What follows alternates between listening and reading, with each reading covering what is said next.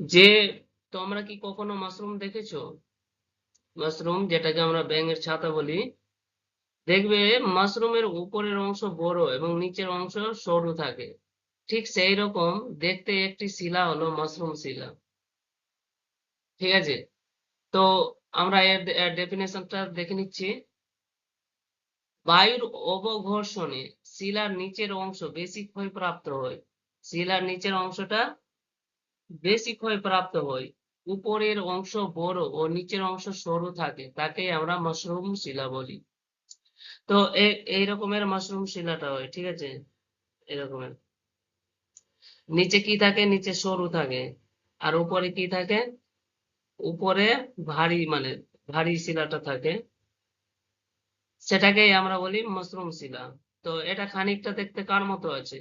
এটা খানিকটা দেখতে মাশরুমের মতো আছে, সেখান থেকে এই নামটা পড়েছে মাশরুম শিলা। ঠিক আছে, নিচে ক্ষয় কেন হয়েছে বেশি করে? কারণ বালিগুলো যে ধুলো বালি বা ওর কণাগুলো যে উড়ে, তো সেগুলো সবচেয়ে বেশি কোথায় মানে ক্ষয় করে? নিচের অংশে। আর এখানে নিচের অংশ মধ্যে এটা মানে দেখো, শিলার উপরি ভাগটা, যে উপরের যে স্তরটা আছে সেটা তো কঠিন শিলায় আছে, কিন্তু নিচের যেটা আছে সেটা হচ্ছে মানে আহ নিচেরটা নরম শিলা আছে। ঠিক আছে, যার জন্য ক্ষয়প্রাপ্তটা বেশি হয়েছে। এবার এটা কিভাবে সৃষ্টি হয় দেখে নিচ্ছি আমরা। মনে করো মরুভূমিতে একটি বড় শিলা দাঁড়িয়ে আছে। ঠিক আছে, এটা একটা বড় শিলা দাঁড়িয়ে ছিল মরুভূমির মধ্যে।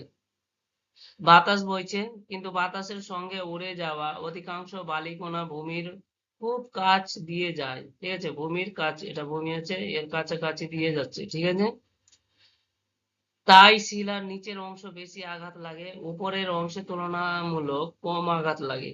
ফলে নিচের অংশ দ্রুত ক্ষয় হয় এবং উপরের অংশ প্রায় অক্ষত থাকে। অনেক বছর পরে শিলাটি মাশরুমের মতো দেখতে হয়। ঠিক আছে, 2 নম্বর হচ্ছে জিওজ্ঞান। এর সংজ্ঞাটা দেখে নিচ্ছি। উপরে শক্ত ও নিচে নরম শিলা থাকলে বায়ুর ক্ষয়ে যে টেবিল সদৃশ ভূমিরূপ সৃষ্টি হয় তাকে আমরা জয়জ্ঞান বলি। ঠিক আছে, তো এটা একটা টেবিলের মতো লাগছে না? ডাইনিং টেবিলের মতো,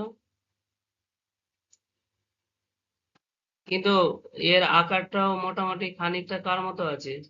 মাশরুম শিলার মতোই লাগছে। ঠিক আছে, কিন্তু ওটা মাশরুম শিলাটা মানে অনেকটা মাশরুমের মতো দেখতে, তাই ওকে মাশরুম শিলা বলি, কিন্তু এটা আলাদা একটু।